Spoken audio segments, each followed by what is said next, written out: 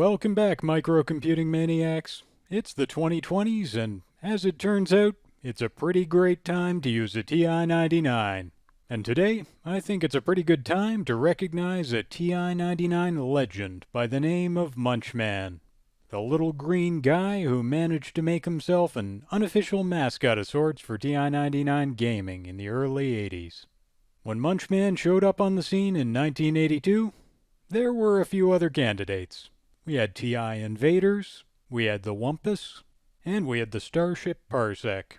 But during the TI-99's 5-year mission on the computing market, I'd argue Munch Man was the most popular symbol of gaming on the platform. And yeah, Munch Man is a Pac-Man clone.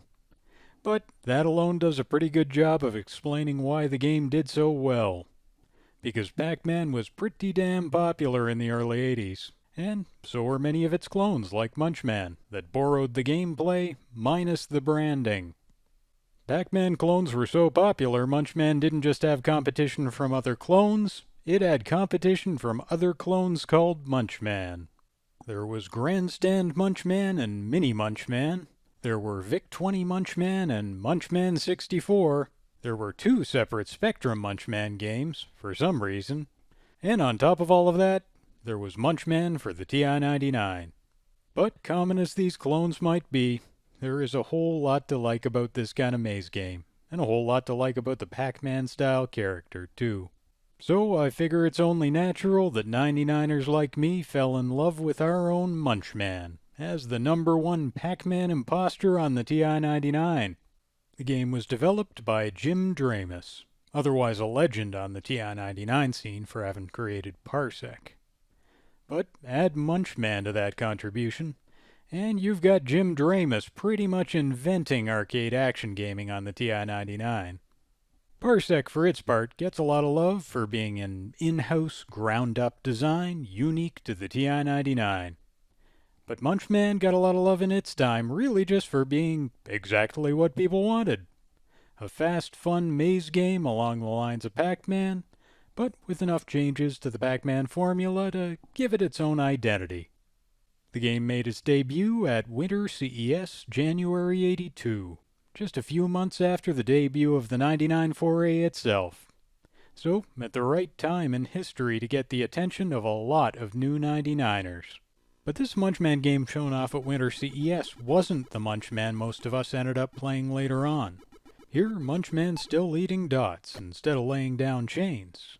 Here, Munch Man's enemies, the Hunos, start in the middle, while Munch Man starts lower down on the board just like Pac-Man does. Here, the maze has got 1 tunnel in the middle connecting the 2 sides, again, like Pac-Man does. And unlike Munch Man's later kart version, where 2 tunnels connect the 2 sides of the map. Finally, in the CES prototype, the opening screen of the game has a little more going on. In a kind of fun but also kind of terrifying addition, Munch Man's shifty eyes are looking back at us and his teeth chomp down when the game gets underway. That feels like a reference to Hunt the Wumpus, and the Wumpus chomping down at game start there. So it's a nice tie-in to another TI-99 classic. Still, I understand TI getting rid of that, since it does make Munch Man a hell of a lot more sinister. And that's maybe not what TI wanted to go for there. But as far as everything else goes, I think I know what got TI thinking they better make some changes to Munch Man's look and feel. See, in that same January of '82 when TI was debuting Munch Man at CES, Atari was taking Philips to court over its Odyssey 2 Pac-Man clone, Casey Munchkin. And by March, Philips had lost the case.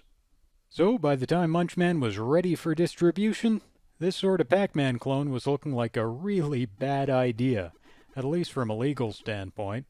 Which means some changes probably did need to happen if TI was going to avoid the wrath of Atari's busy legal department. On the bright side, those changes do help make Munch Man a bit more its own game.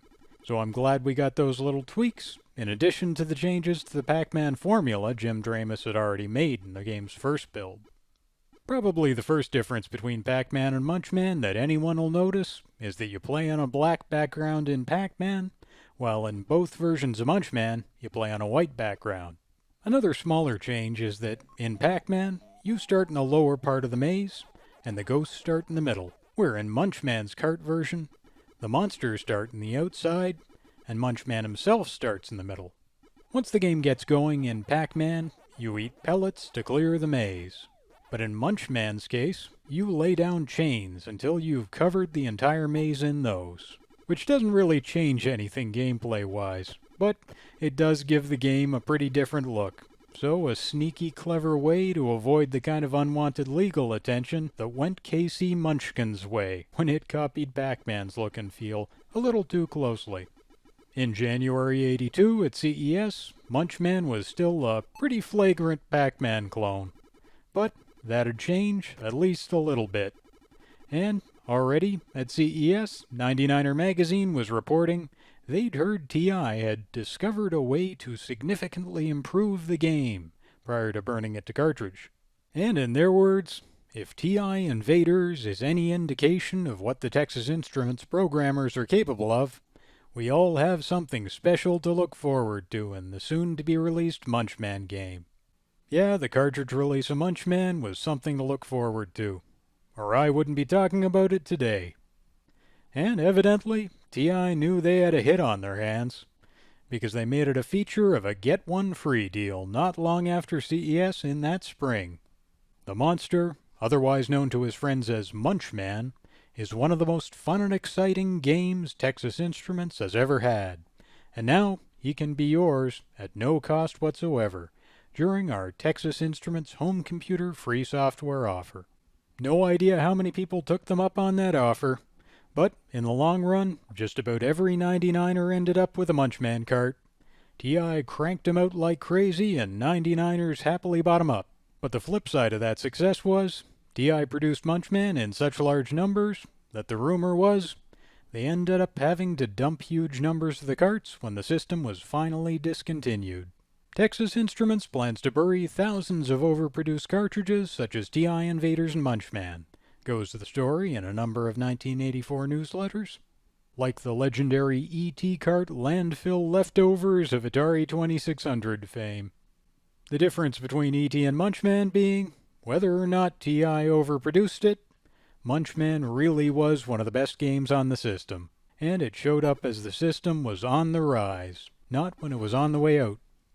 Munch Man was a popular game that sold successfully for 2 full years in the TI-99 foray's heyday, so it certainly had its day in the sun. And when the sun set on the TI-99 as a platform, there were still plenty of carts to go around. In the months after TI pulled out of the market, one newsletter complained, thousands of TI-99 owners were disappointed when they found their local Kmart totally sold out of everything except Munch Man modules. So a blessing and a curse, I guess, but mostly a blessing. Munch Man might not be the most innovative design on the TI-99, and no, it hasn't got the most impressive graphics and sound, but it's a game that plays really damn well for what it is. Standing alongside TI Invaders is a top early arcade game on the system. So let's take a deeper look at the game itself, and see what makes it different from the game it's cloning, and see how well it pulls off this maze game model that Pac-Man made so insanely popular. Most great puzzle games become great by using simple, easy-to-understand mechanics to create rich, complex gameplay. And Pac-Man's a game that does that for sure. Which means, well, so does Munch Man. The question both of them are asking is basically, what's the shortest path that traverses every hallway in the maze? You've also got the who knows to worry about along the way, but your main job is figuring out how to get through every corridor at least once. And it just so happens that's a pretty difficult problem. It's a variant of the Chinese postman problem. If you picture Munch Man as a postal worker who's got to visit every address of every street on the map to finish his route, well, you've got the idea. It's impossible to walk the entire maze, the entire map, without walking some paths more than once. But your job is to minimize the distance you add by doing that. That's a tough problem to solve under the best of circumstances. And when you're also running from monsters, you're probably not going to manage to stick to an optimal route. Still, you always start in the same place, and so do the who knows. Plus, you always pick up the energizers in the same spots every time. So, you're going to be following some similar routes and patterns from game to game. The more you play, the more you get used to covering the maze in chains efficiently, with only as much doubling back as you really need to do. But it never gets to be a solved problem, really. So the basic strategy in Munch Man is the same one you're probably already familiar with from Pac-Man. But in the long run, there are a few twists to Munch Man that do make it its own game. One of those is the energizers I'd mentioned. In Pac-Man, those send the ghosts running and make it so Pac-Man can eat the ghosts if he catches them. In Munch Man, they do something similar as far as the Who-Knows are concerned. The Who-Knows go running, and you'll get points if you can eat them, with each one worth more than the last. But unlike in Pac-Man, the energizers also have the effect of making Munch Man move a lot faster than he normally would. And unlike in Pac-Man, the duration of that effect doesn't drop to nothing as you get higher in levels. In Pac-Man, the energizer effect gets less important as your level increases and its duration drops. But in Munch Man, it actually gets more important over time, since the speed boost it gives you is pretty much the only way to survive and complete the maze on later levels. With the game speeding up a lot later on, the endgame is definitely where Munch Man distinguishes itself. You're going to need faster reflexes and a faster brain than I've got if you want to hit all your turns in the endgame, which is something you don't really see in Pac-Man. The Who-Knows move faster than you do in the later levels, and the game moves so fast in general that I find I have to switch up my strategy completely. In the early levels, I'm trying to eat as many Who-Knows as I can for points every time I pick up an energizer, and I'll time my use of the energizers to maximize my opportunities to munch on Who-Knows. But in the later levels, keeping my distance from the Who-Knows is really my whole survival strategy. And if I munch on Who-Knows, they're going to end up at the center of the maze, where they're not at all far from anywhere I'm going next. If I don't eat the Who-Knows, on the other hand, I give them time to run to the other areas of the maze while they're in the frightened state. So, strange as it sounds, I start to avoid eating Who-Knows more and more as the level increases. So they're able to run as far away as they can get, instead of being dropped right in the middle of the maze.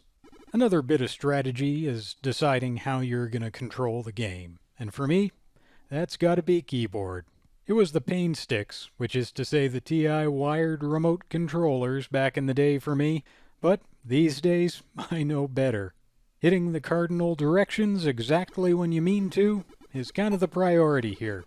So, giving up any amount of precision as far as that goes is just not okay. It's important enough that a couple of third-party joysticks got promoted to TI users specifically as optimal Munch Man controllers, as the ultimate solution for navigating a maze in high speed.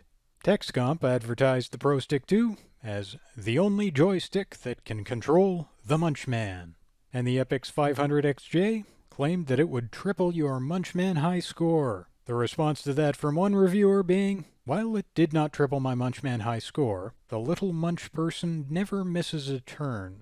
But personally, I'm happy to cut out the middleman and use the keyboard, like I should have done back in the day. Abandoning the pain sticks took me way too long. Anyway, once you get a handle on the controls and get some levels under your belt in Munch Man, the game's big twist comes at level 20, where the board disappears, and instead, you've got to eat Texas logos? The catch here being that once you clear them, you can't see the board anymore. All you get is a quick flash of it when the energizer wears out. So, you need to have it memorized, or you're going to be wandering in the dark. That backwards board repeats at level 40 and 60, meaning the game has 20 distinct levels, with each of those having its own look for the Who-Knows, which is some pretty good variety for a game like this, I'd say. But if you want to see any of those levels and any of those Who-Knows, you don't actually have to get there all the way from level 0 if you don't want to. Instead, you can use the Shift 838 cheat code that's pretty conventional in TI's first-party games. Press Shift 838 on Game Start, and you get a screen where you can pick what level you want to play, and how many Munch Men you want to have there. It's the same game board from level to level, so there aren't any deep mysteries you're going to reveal here. But if you need a few more Munch Men to go the distance, you can get 'em here. And if you want to try out level 20 without having to get there under your own steam, well, you can do that with Shift 8382. If you're interested in digging into how Munch Man works and 9900 assembly is something that you're interested in, well, good news. The commented source for the disk version of Munch Man does survive. I spent a few hours digging through it myself while prepping for this video, trying to make heads or tails of what was in there, and I suppose I learned a few things. One of those is just that the Hunos don't really have their own personalities the way the Pac-Man ghosts do, but they do have different behavioral probabilities, so they aren't just clones. I like how the manual flavors one little difference between them when it says, "The yellow Huno has the least intelligence, so it has the ability to disappear occasionally," which I'm pretty sure just refers to the sprite disappearing when it hits the 4 sprite per scan line limit. That can happen when all the Hunos and Munch Man himself are on the same scan line, but it doesn't happen often. The game's too fast and chaotic to allow for that kind of traffic jam most of the time.